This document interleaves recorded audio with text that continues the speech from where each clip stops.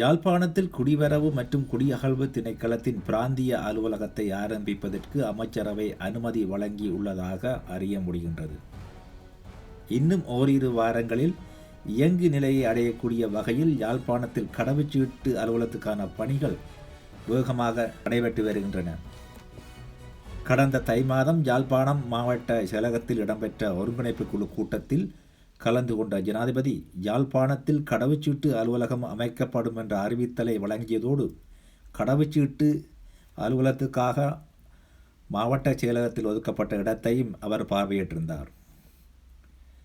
அப்போது முன்னெடுக்கப்பட்ட நடவடிக்கையின் அடிப்படையில் கடவுச்சீட்டு அலுவலகத்தை அமைப்பதற்கான பணிகள் மிக விரைவாக இடம்பெற்று வருகின்றன.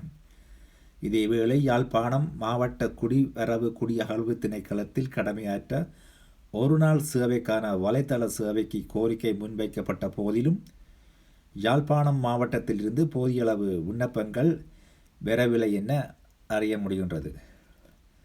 இதனால் தென்னிலங்கையிலிருந்து குறித்த சேவை வழங்குனர் பெற உள்ளதாக மேலும் தகவல்கள் தெரிவிக்கின்றன.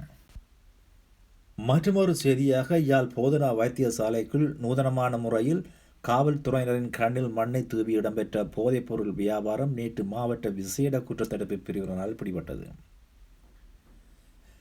வெளியில் காவல்துறையினரின் சுற்றிவளைப்பு அச்சம் காரணமாக யாழ் போதனா வைத்தியசாலையில் நோயாளிகளை பார்வையிடும் நேரங்களில் நோயாளிகளை பார்வையிடுவது போன்று உள்நுழையும் கும்பல் இந்த வியாபாரத்தை பாதுகாப்பாக மேற்கொண்டு வருகிறது. குறித்த தகவல் தெல்லிப்பளை காவல் நிலைய விசேட குற்றத்தடுப்பு பிரிவினருக்கு கிடைத்த ரகசிய தகவலை அடுத்து போதைப் பொருளுக்கு அடிமையான நபர் ஒருவரை வைத்து விற்பனையில் ஈடுபட்ட நபர் கைது செய்யப்பட்டுள்ளார். சம்பவம் தொடர்பில் காவல்துறை மேலதிக விசாரணைகளை மேற்கொண்டு வருவதாக தகவல்கள் தெரிவிக்கின்றன.